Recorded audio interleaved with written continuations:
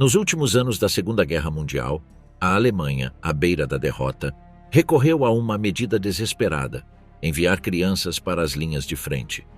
Com os exércitos alemães dizimados e incapazes de substituir os soldados experientes que haviam caído, os nazistas voltaram seus olhos para a juventude hitleriana. Esses jovens, mal adolescentes, haviam sido moldados desde a infância para abraçar a ideologia nazista com fanatismo absoluto. Suas vidas, já marcadas pela propaganda, tornaram-se mais uma ferramenta para sustentar um regime fadado ao fracasso. Não importava que a guerra estivesse perdida. Essas crianças, treinadas para se sacrificarem em nome da pátria, foram enviadas para morrer. Em cidades devastadas e campos de batalha perdidos, milhares delas caíram, não como heróis, mas como vítimas de uma máquina de guerra que as transformou em meros peões. Que tipo de ideologia levou um país a enviar seus mais jovens à morte? E mais perturbador, quem foi o verdadeiro responsável por essa tragédia sem sentido? Fome, ressentimento e doutrinação. A juventude perdida do Terceiro Reich. O colapso da Alemanha após a Primeira Guerra Mundial não apenas destruiu sua economia, mas também deixou uma geração inteira sem rumo. A humilhação do Tratado de Versalhes, em 1919, impôs sanções devastadoras, desmantelando a indústria, enfraquecendo o exército e mergulhando a população em uma crise que parecia não ter fim. Os jovens cresceram em um ambiente de desesperança, sem oportunidades ou estabilidade, tornando-se o alvo perfeito para a propaganda de um regime que lhes prometia um propósito, um inimigo e um futuro. Em 1923, a Alemanha viveu uma das crises econômicas mais brutais da história. A hiperinflação atingiu níveis impensáveis.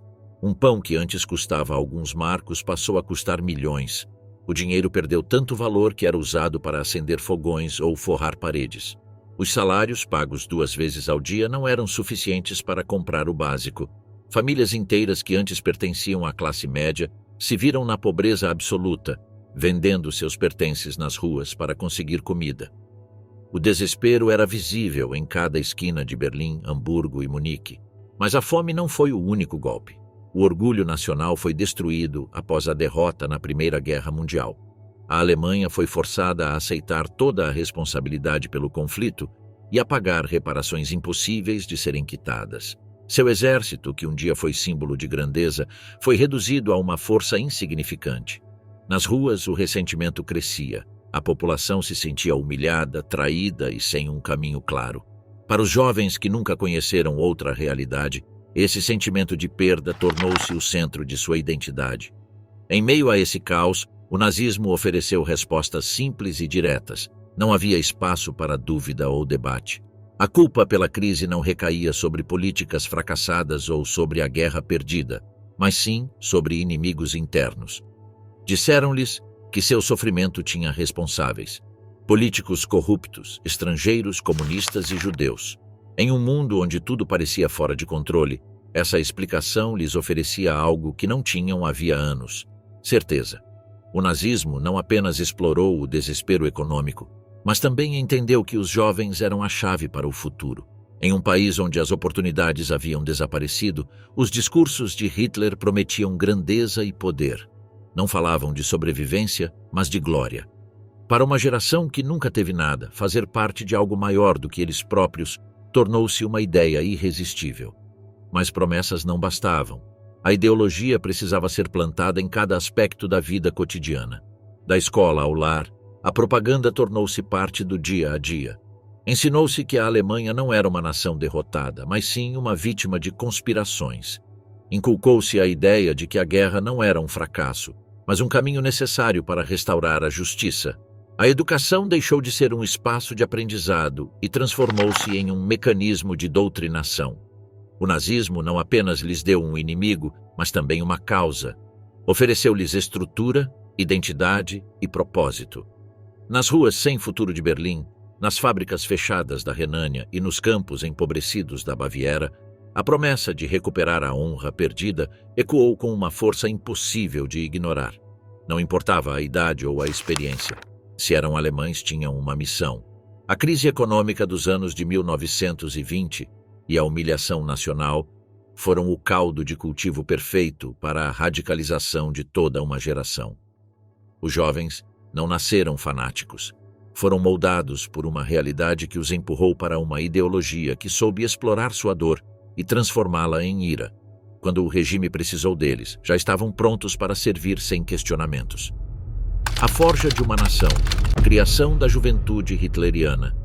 Em 1922, pouco mais de 2 anos após a fundação do Partido Nacional Socialista dos Trabalhadores Alemães, NSDAP, uma das organizações mais sinistras da história estava sendo formada. Nasceu a Liga da Juventude, uma entidade cujo objetivo não era apenas recrutar jovens, mas moldar uma geração disposta a seguir cegamente a ideologia nazista. Este não foi um movimento casual, mas uma máquina de propaganda calculada, projetada para cimentar o futuro de um regime em expansão. Em sua gênese, a organização não estava diretamente ligada à figura de Adolf Hitler, mas rapidamente se alinhou aos princípios que ele mesmo pregava, transformando-se em uma das principais ferramentas do partido para solidificar seu controle sobre a juventude alemã. A Liga da Juventude, como era originalmente conhecida, tinha um objetivo claro: treinar futuros soldados e líderes do Terceiro Reich. Desde seus primeiros dias, a organização se concentrou em recrutar rapazes entre 14 e 18 anos, especificamente aqueles que se enquadravam no rígido perfil racial promovido pelos nazistas, jovens arianos. Para os membros dessa geração, a guerra não era uma possibilidade remota, mas um destino inevitável. A SA, Sturmabteilung, a principal ala paramilitar nazista, exigia um fornecimento constante de novos combatentes. Para atender a essa necessidade, o regime decidiu que a juventude alemã deveria ser treinada desde cedo, inculcando nela a ideologia do ódio, da obediência absoluta e do sacrifício pela pátria. Esse processo de indoctrinamento foi muito além do simples treinamento militar. A juventude hitleriana não ensinava apenas os jovens a lutar. Ela os transformava em máquinas de guerra e ferramentas de submissão.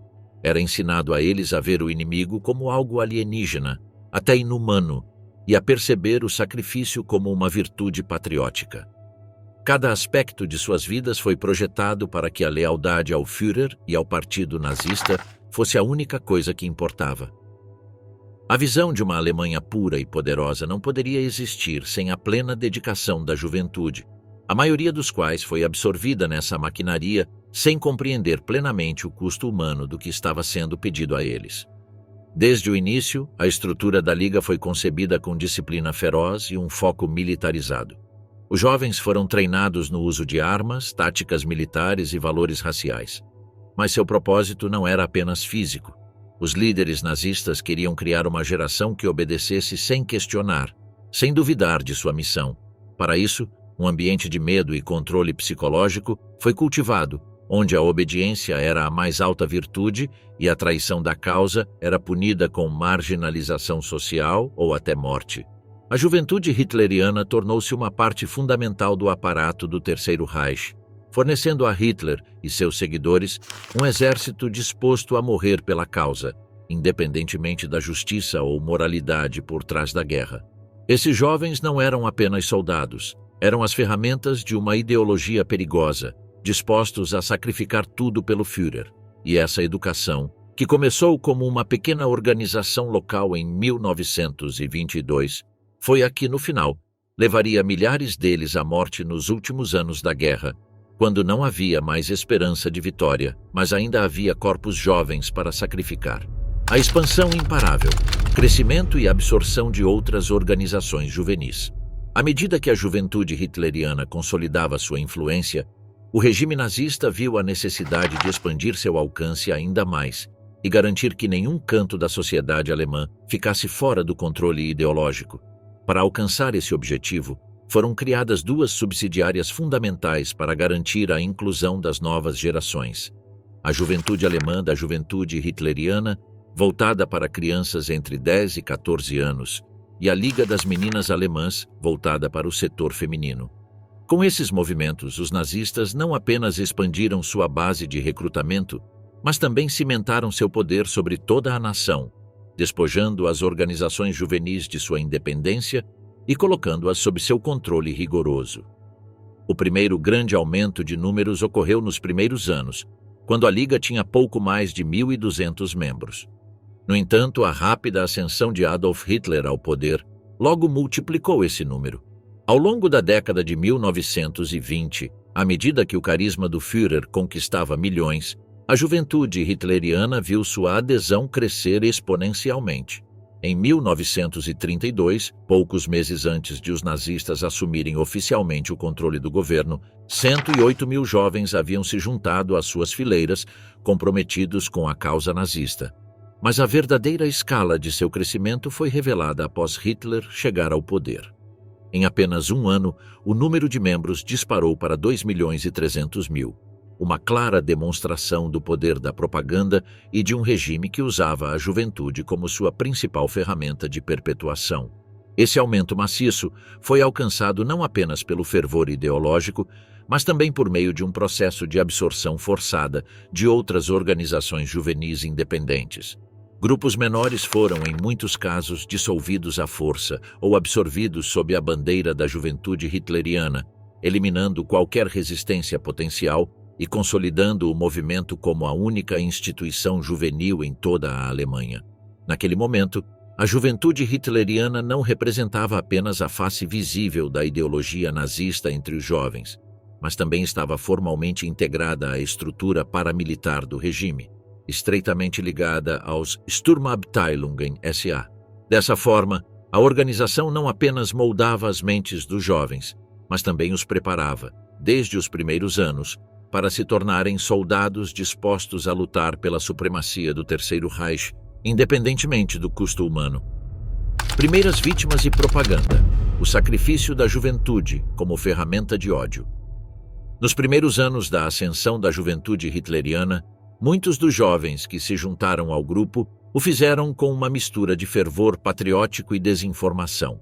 Alguns foram atraídos pela promessa de camaradagem, outros pelo intenso nacionalismo incutido neles desde tenra idade. Mas antes mesmo de o conflito armado eclodir, muitos desses jovens começaram a pagar o preço pela lealdade a uma ideologia perigosa. Um dos primeiros incidentes que deixou claro o destino sombrio que aguardava esses membros ocorreu em 24 de janeiro de 1932. Apenas alguns meses antes das eleições que acabariam por levar Hitler ao poder, os membros da juventude hitleriana, agora muito mais agressivos e militantes, infiltraram-se nas ruas para distribuir propaganda. Com a ideologia nazista alimentando seu ódio e hostilidade em relação a qualquer oposição, os confrontos com outros grupos políticos, especialmente os comunistas, tornaram-se cada vez mais violentos. Durante um desses confrontos nas ruas da Alemanha, Herbert Norkas, um jovem de apenas 15 anos, foi fatalmente esfaqueado enquanto distribuía panfletos em favor do regime. A violência entre jovens lutando por uma causa que nem mesmo entendiam completamente já começava a mostrar seu custo humano. E o que deveria ser um lembrete das consequências desse fanatismo ideológico rapidamente se transformou em uma ferramenta de propaganda. Longe de usar a morte de Norkas como uma reflexão sobre os perigos do fanatismo juvenil, o regime nazista a explorou para transformá-lo em um mártir. A propaganda do partido rapidamente o elevou como um símbolo da pureza e do sacrifício da juventude alemã. Em vez de refletir sobre as vidas perdidas nos confrontos ideológicos, construiu-se uma narrativa que glorificava sua morte como um ato heróico e necessário. Herbert Norkas foi transformado em um modelo a ser seguido, um herói caído que deveria ser lembrado e imitado por todos os membros da juventude hitleriana. Esse martírio não foi apenas uma figura simbólica, foi uma estratégia cuidadosamente planejada. Filmes foram feitos para contar a história de seu sacrifício, leituras obrigatórias e romances idealizavam sua figura como o tipo de jovem que o Terceiro Reich precisava. Escolas, ruas e praças foram renomeadas em sua homenagem, garantindo que sua imagem permanecesse viva na memória coletiva de toda uma geração. Essa manipulação não apenas serviu para alimentar o ódio contra os comunistas e outros grupos considerados inimigos do regime, mas também atuou como uma ferramenta de controle mental para os jovens, que eram incitados a ver o sacrifício como uma honra e uma obrigação. A morte de Norkas marcou um ponto de inflexão na manipulação da juventude alemã. A violência, longe de ser vista como uma tragédia, foi celebrada e explorada para continuar alimentando a ideologia nazista. O fanatismo juvenil começou a ser pintado como a essência da lealdade patriótica e, ao mesmo tempo, o ódio contra qualquer forma de oposição tornou-se um dos pilares fundamentais do regime. Requisitos e pressão para a adesão: o império do medo e da obediência. Embora nem todos os meninos e meninas alemães compartilhassem da ideologia nazista, a pressão para se juntar à juventude hitleriana era tão intensa que muitos não tinham outra escolha senão se conformar. O Partido Nazista compreendia que a juventude era um terreno fértil para moldar o futuro do Terceiro Reich e, por isso, não poupava esforços para forçar a conformidade. Aqueles que não se alinhavam com o regime eram ostracizados, tanto por seus pares quanto pelos adultos ao seu redor.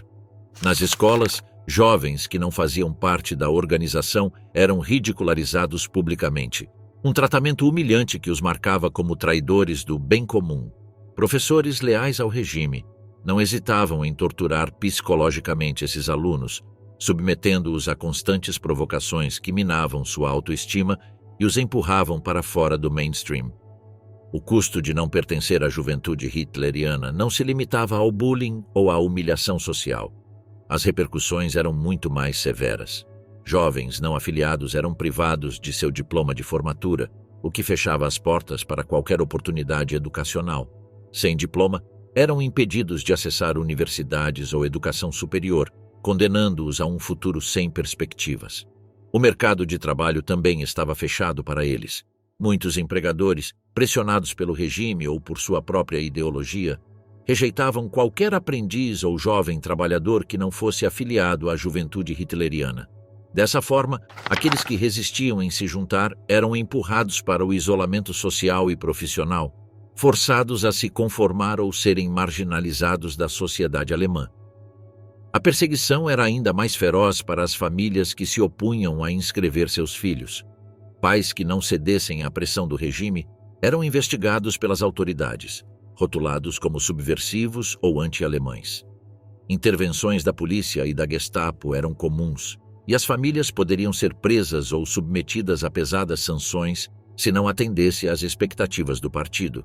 A tolerância ao dissenso, seja individual ou familiar, era inexistente, e aqueles que ousassem desafiar a ideologia nazista estavam condenados a viver sob a ameaça constante de repressão. O controle ideológico sobre a juventude não se limitava a questões acadêmicas e laborais. O Partido Nazista buscava moldar as mentes dos jovens desde tenra idade. Eles eram obrigados a adotar o racismo e a ideia de superioridade ariana como princípios fundamentais em suas vidas. Membros da juventude hitleriana eram ensinados a ver judeus, eslavos e asiáticos não apenas como inimigos do Estado, mas como sub-humanos, inferiores em todos os aspectos e merecedores de eliminação ou subjugação. Essa ideologia de ódio infiltrava todos os aspectos de suas vidas, desde as salas de aula até suas interações diárias. O regime também trabalhou para erradicar qualquer forma de religião que não estivesse alinhada com seus objetivos. O controle sobre a juventude não era apenas físico, mas também espiritual. As aulas de estudo bíblico foram desmanteladas e substituídas por cursos de doutrinação nazista, onde os jovens tinham que aprender a rejeitar a autoridade religiosa e a igreja, instituições consideradas uma ameaça à total dominação do Estado. Missas e práticas religiosas foram interferidas e, em seu lugar, comícios nazistas foram organizados promovendo valores de obediência absoluta ao Führer e à nação. Os jovens não deveriam apenas se submeter ao regime no plano político e social, mas também no plano espiritual, tornando-se instrumentos do Estado sem capacidade de reflexão independente. A pressão para se juntar à juventude hitleriana era, portanto, uma força totalitária que operava em todos os níveis da sociedade: acadêmico, laboral, social e espiritual. A juventude, embora em sua maioria sem uma compreensão total da ideologia por trás de suas ações, se via presa em uma teia de coerção que exigia conformidade ou enfrentava um futuro de isolamento, repressão e violência. Cultura de guerra. Como o nazismo forjou mentes fanáticas. A doutrinação nazista não se limitou aos discursos políticos nem à educação nas escolas. Para garantir que sua ideologia penetrasse em todos os aspectos da vida alemã, o regime utilizou as ferramentas mais poderosas da cultura: a música, o cinema e a literatura. Essas formas de arte, transformadas em instrumentos de propaganda, ajudaram a normalizar a violência, o sacrifício e a obediência absoluta ao Führer. Cada música, cada filme e cada livro transmitiam uma mensagem clara. A guerra era um dever, a lealdade era inquebrantável e morrer pela pátria era o destino mais honroso. As canções foram uma das formas mais diretas de doutrinação. Não eram apenas melodias patrióticas, mas ferramentas criadas para incutir disciplina, ódio aos inimigos e disposição para o sacrifício. Hinos como Es Zittern, de Morschenknochen, Os Ossos Podres Tremem, tornaram-se cantos obrigatórios na juventude hitlerista e nos desfiles do partido. A letra dessa música transmitia uma mensagem de resistência e agressão, promovendo a ideia de que o nazismo era o caminho para a imortalidade da Alemanha e que os inimigos da nação deveriam ser eliminados. A música não era apenas entoada em eventos políticos, mas fazia parte do cotidiano nas escolas, nos campos de treinamento e nos encontros da juventude. As canções reforçavam o senso de identidade e coletividade, eliminando qualquer pensamento individual em favor do grupo. Na Alemanha nazista, a música deixou de ser um mero entretenimento para se tornar uma ferramenta de controle social. Além dos hinos políticos, o regime promoveu a censura de toda a música considerada degenerada, incluindo o jazz, o swing e qualquer gênero associado a influências estrangeiras. Em seu lugar, incentivou-se a música folclórica alemã, as marchas militares e as composições de artistas que o partido considerava compatíveis com sua ideologia. A cultura musical foi purgada de qualquer elemento que não servisse aos interesses do Terceiro Reich. O cinema foi outra ferramenta fundamental na estratégia de doutrinação. A Alemanha nazista compreendeu o impacto das imagens em movimento e usou a grande tela para glorificar sua causa e consolidar sua mensagem. Joseph Goebbels, ministro da propaganda, controlava rigidamente a produção cinematográfica, garantindo que cada filme exibido nos cinemas promovesse os valores do partido. Um dos exemplos mais marcantes foi Hitler Junge Quecks, 1933, um filme que narrava a história de um jovem que abandona sua família comunista para se juntar à juventude hitlerista. No enredo, o protagonista é assassinado por seus antigos companheiros, mas sua morte é retratada como um sacrifício heróico. A mensagem do filme era clara: ser leal ao nazismo era um ato supremo de coragem, e morrer pela causa era a maior honra que um jovem poderia alcançar. Outro exemplo emblemático foi Triumph des Willens, 1935, um documentário dirigido por Leni Riefenstahl que retratava os congressos do Partido Nazista em Nuremberg. O filme, com seu uso inovador de ângulos e planos monumentais, não era apenas um registro de eventos políticos, mas uma peça criada para inspirar obediência e fervor nacionalista. As imagens de multidões em perfeita sincronia, os desfiles militares e os discursos de Hitler se combinavam para criar uma narrativa na qual o partido aparecia como uma força invencível. A cinematografia nazista não apenas glorificava a guerra e o sacrifício, mas também desumanizava seus inimigos. Filmes como Der ewige Jude, 1940, promoviam propaganda antissemita, projetada para justificar a perseguição aos judeus e reforçar a ideia de que eliminar certos grupos era uma necessidade para a sobrevivência da Alemanha.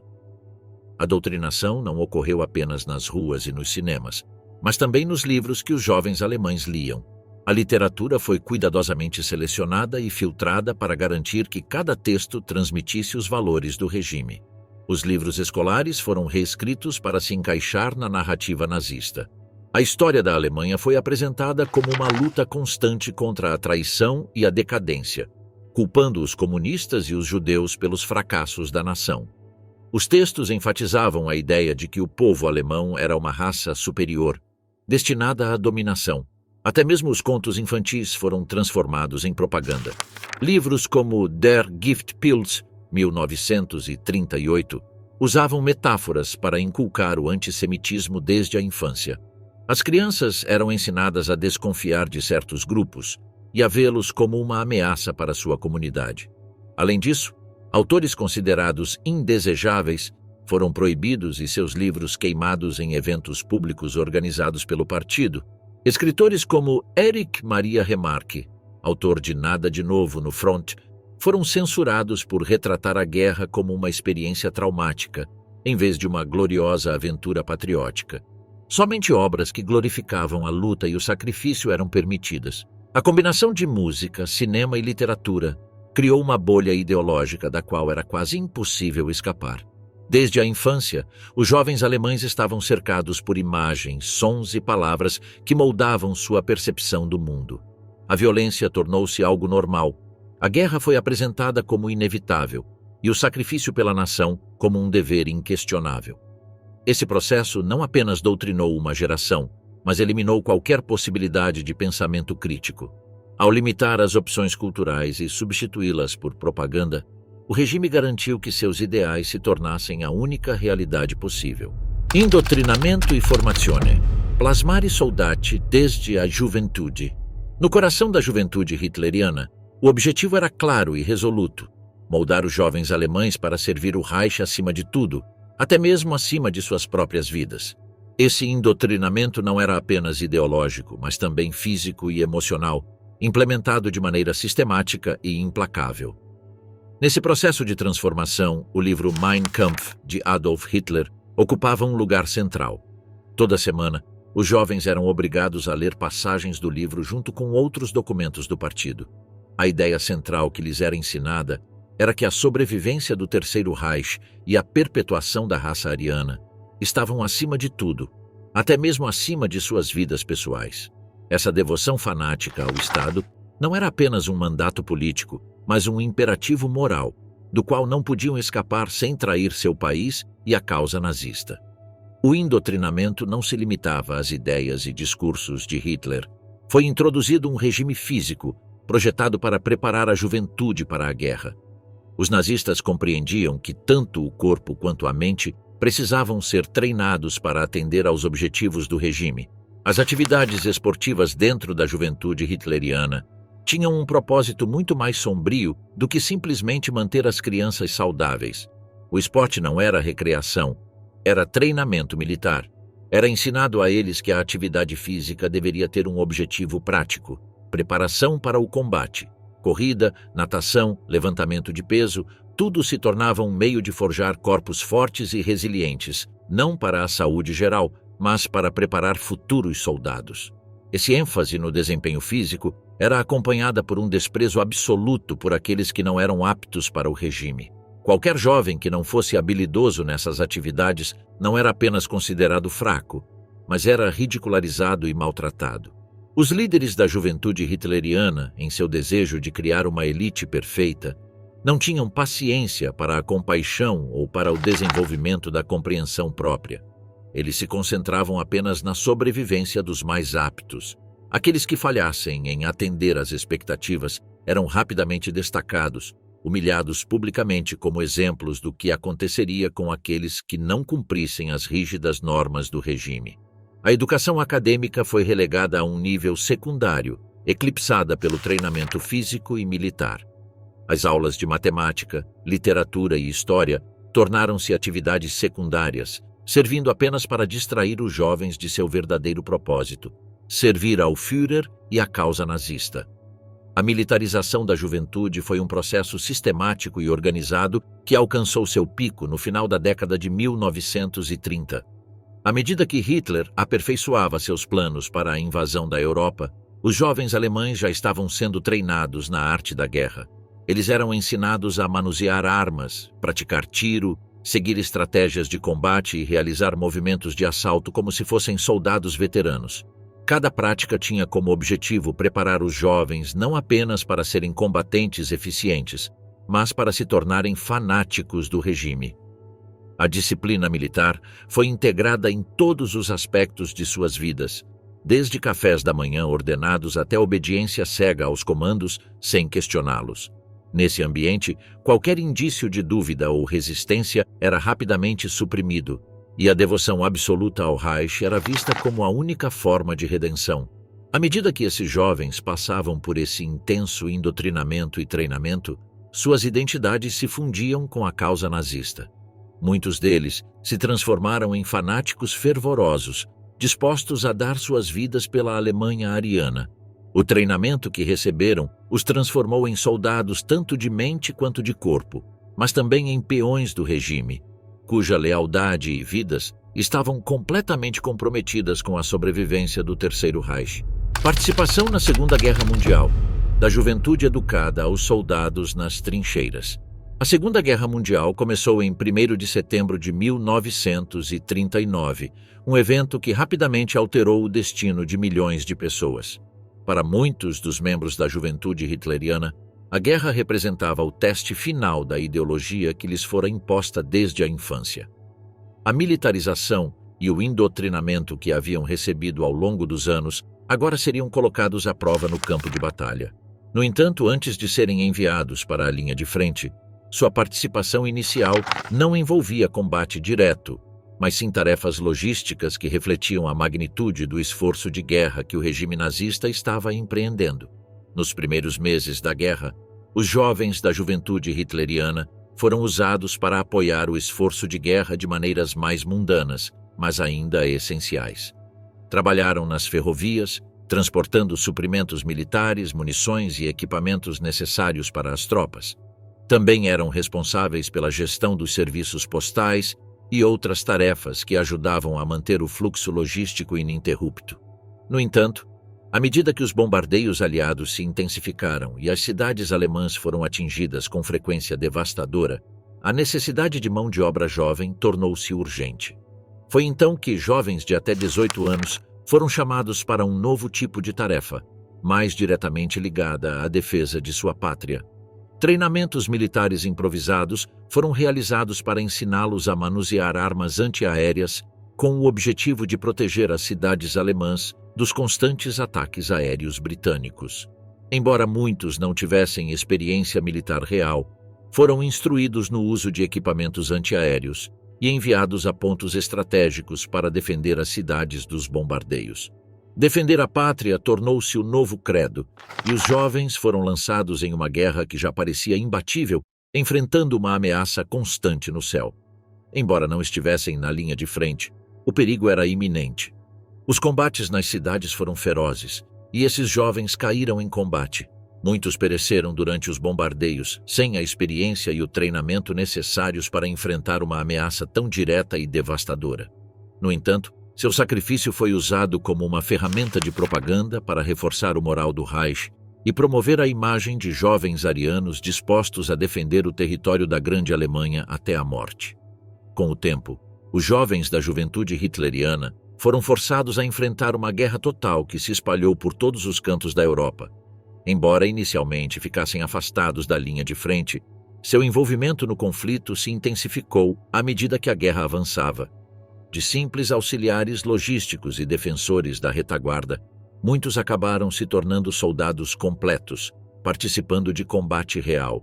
Assim, a guerra total não apenas consumiu as forças armadas regulares da Alemanha, mas também arrastou a juventude alemã, que, treinada no ódio e lealdade cega ao regime, se sacrificou pela causa nazista em um conflito que parecia interminável.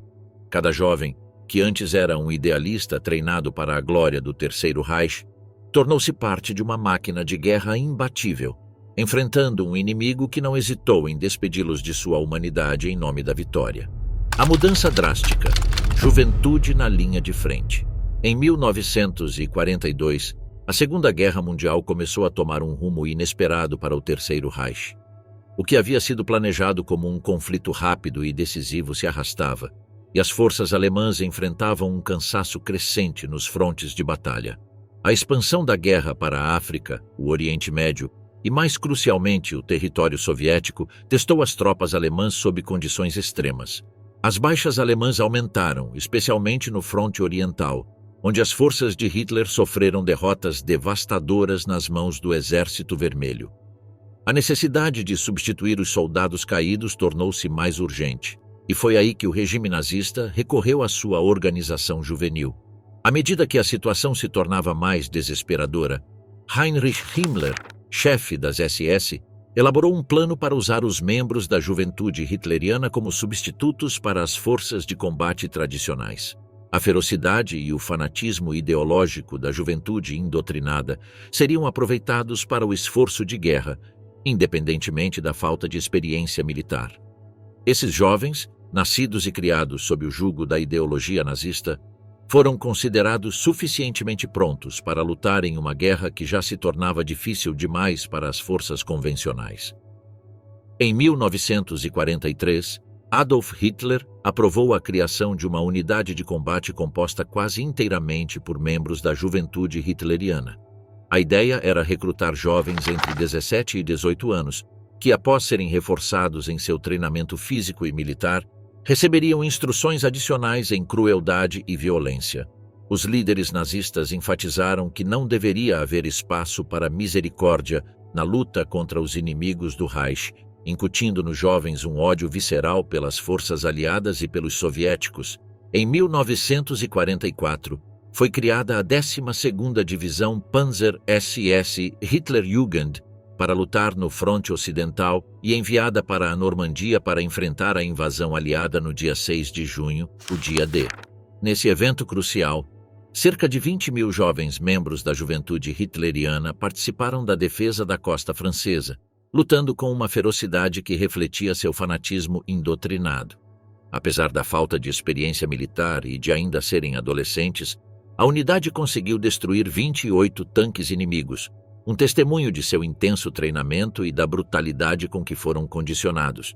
No entanto, a inexperiência e a juventude não foram suficientes para deter a maré dos bem treinados e equipados aliados.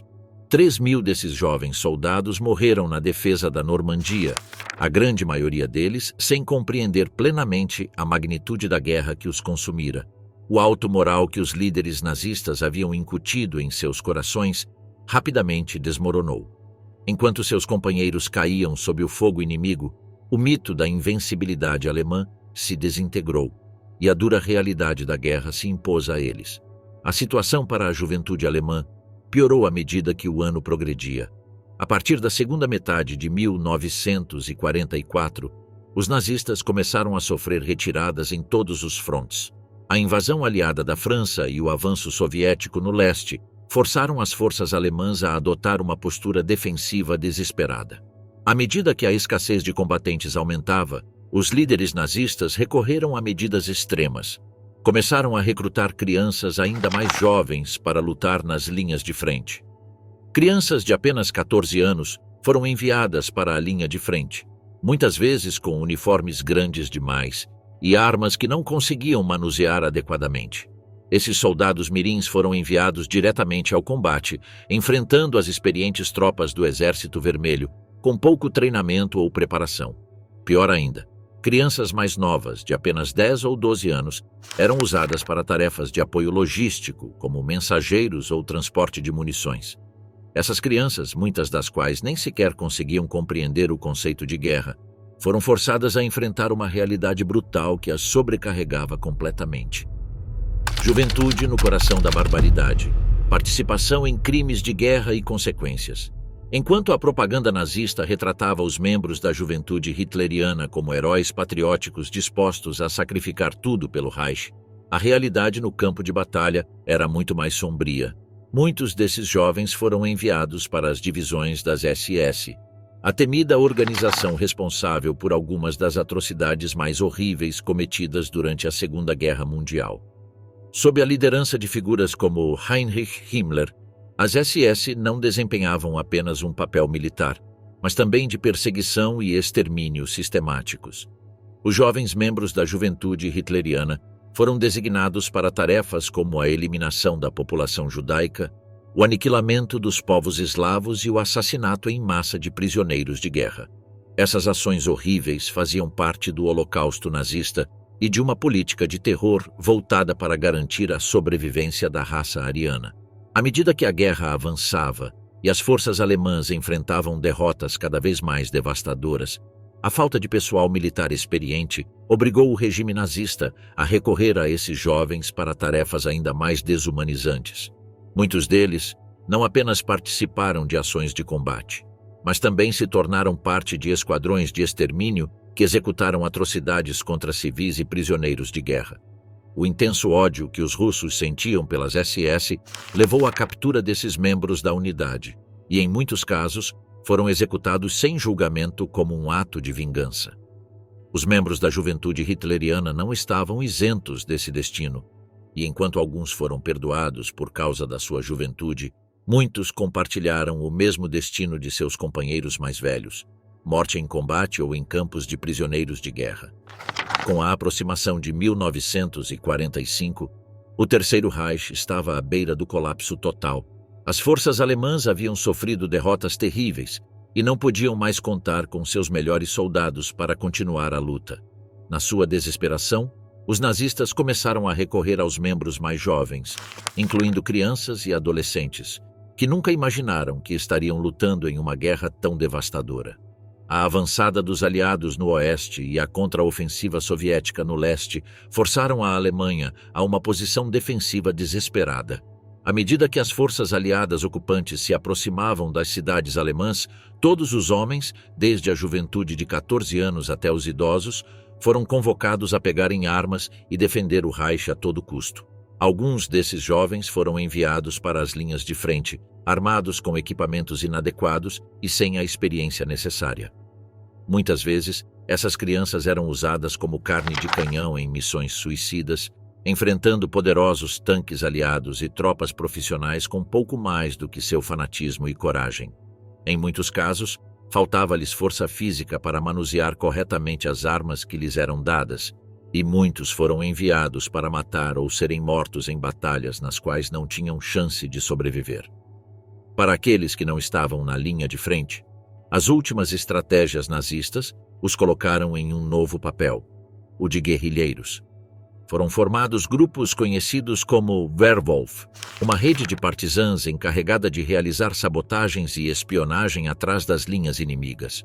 Os membros dessas unidades eram, em sua maioria, jovens recrutas da juventude hitleriana, muitos deles ainda adolescentes. Esses pequenos grupos de guerrilheiros receberam pouco treinamento e estavam mal equipados para o tipo de resistência que tentavam oferecer. Embora o regime nazista esperasse que o Werwolf realizasse missões de sabotagem para retardar o avanço inimigo, os resultados foram mínimos. Muitos desses jovens foram capturados pelas forças aliadas, especialmente no oeste, onde as tropas americanas rapidamente desmantelaram essas células de resistência. Aqueles que não foram mortos em combate ou executados durante a ação foram processados como espiões. Um caso emblemático foi o de Jim Petrie e Sepp Schoner, dois adolescentes, de 16 e 17 anos, capturados espionando soldados americanos. Apesar de sua juventude, ambos foram executados impiedosamente após um julgamento sumário, com sua idade não sendo considerada uma desculpa pelos aliados. O colapso do Reich e uma geração marcada pelo fanatismo. A derrota do Terceiro Reich em 1945 não significou apenas o fim de um regime totalitário, mas também o colapso de uma ideologia que moldou toda uma geração. Os jovens que cresceram sob a propaganda nazista e foram doutrinados em seus valores ficaram à deriva em uma Alemanha em ruínas. Sem a estrutura que os guiava, muitos se depararam com um futuro incerto, rejeitados por uma sociedade que buscava se distanciar do passado. Desde a infância, esses jovens foram educados para servir ao Estado nazista. Através de organizações como a Juventude Hitlerista, foram submetidos a uma formação baseada na lealdade absoluta ao Führer, na militarização precoce e na crença na superioridade racial. Para muitos, a guerra não era apenas um dever, mas o próprio propósito de suas vidas. Com a queda de Berlim e a rendição incondicional da Alemanha, esse propósito desmoronou junto com o regime. Após o fim do conflito, a Alemanha foi dividida entre as potências aliadas. A desnazificação, promovida pelos vencedores, tinha como objetivo desmantelar qualquer vestígio do regime nazista e reeducar a população. Para os jovens que haviam sido doutrinados desde a infância, esse processo representava não apenas um desafio político, mas também uma crise de identidade. O estigma de ter feito parte do aparato nazista pesava sobre eles. Muitos enfrentaram discriminação e dificuldades para se reintegrarem à sociedade. Nas zonas ocupadas pelos aliados ocidentais, foram implementados programas de reeducação que buscavam transformar sua visão de mundo, expondo os crimes do regime e promovendo valores democráticos. No entanto, esse processo foi desigual e nem sempre eficaz. Como aponta Richard Bessel em Germany, 1945, From War to Peace, a transição de um Estado totalitário para uma sociedade democrática não foi imediata nem simples, pois ideias inculcadas por mais de uma década não poderiam ser erradicadas da noite para o dia. Na Alemanha Oriental, sob controle da União Soviética, a estratégia foi diferente. Em vez de um enfoque baseado na educação, impôs-se uma política de repressão e purga de qualquer elemento ligado ao nazismo. Muitos ex-membros da elite nazista receberam a oportunidade de se reintegrar, desde que aceitassem a nova ideologia comunista. Em alguns casos, antigos jovens do regime encontraram um novo propósito dentro do Estado socialista, transferindo sua lealdade para a nova realidade política. Para muitos jovens ex-combatentes e simpatizantes do nazismo, o pós-guerra foi um período de profunda crise pessoal. Aqueles que haviam sido enviados para o fronte nos últimos anos do conflito, muitos com apenas 16 ou 17 anos, retornaram a um país que os via com desconfiança. A sociedade alemã, em seu esforço para seguir em frente, tendia a marginalizá-los ou ignorar sua existência, o que levou alguns a buscar refúgio no silêncio ou em novas ideologias. O trauma da guerra, combinado com a sensação de terem sido traídos pelo próprio regime que lhes prometera a vitória total, gerou um sentimento de desorientação. Alguns tentaram reconstruir suas vidas no anonimato, evitando qualquer conexão com o passado, enquanto outros mantiveram suas crenças na clandestinidade, recusando-se a aceitar a derrota ideológica. O processo de reconciliação foi lento e complexo. As novas gerações, criadas no pós-guerra, começaram a questionar a história de seus pais e avós. Nas décadas seguintes, especialmente com o crescimento dos movimentos estudantis nos anos 1960, a sociedade alemã passou a enfrentar um acerto de contas com seu próprio passado. A pressão para reconhecer a verdade e assumir a responsabilidade pelos crimes do nazismo aumentou com o tempo, forçando muitos sobreviventes da era hitlerista a confrontar o que foram e o que perderam. O fim do fanatismo não veio com a derrota militar em 1945, mas sim com décadas de transformação cultural, política e social. A Alemanha do pós-guerra teve que lidar não apenas com a reconstrução material do país, mas também com a reconstrução moral de uma geração que havia sido moldada por uma ideologia destrutiva. O caso desses jovens demonstra que a guerra não termina com a última batalha, mas deixa cicatrizes profundas naqueles que foram seus protagonistas. A história da juventude hitleriana é um sombrio lembrete de como o indoctrinamento nazista levou milhares de jovens alemães à morte em uma guerra já perdida. Nos últimos dias da Segunda Guerra Mundial, com Berlim sob cerco, Hitler ordenou que até crianças e adolescentes pegassem em armas e lutassem até a morte. Forçados a lutar ao lado das SS, muitos desses jovens, mal adolescentes, caíram em batalha, vítimas de uma ideologia destrutiva. O sacrifício desses soldados mirins não mudou o destino do Reich. Com o fim da guerra se aproximando, suas mortes foram em vão, resultado de um fanatismo que não compreendiam.